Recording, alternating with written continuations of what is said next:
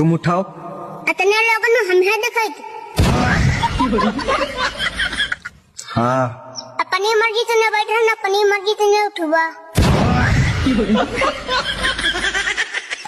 मतलब तुम हमका जवाब दे आओ।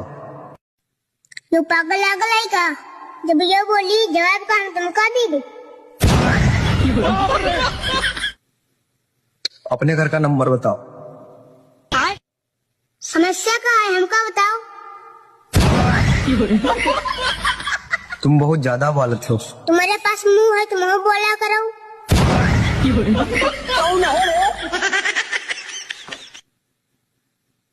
हम तुमका पागल दिखाई से?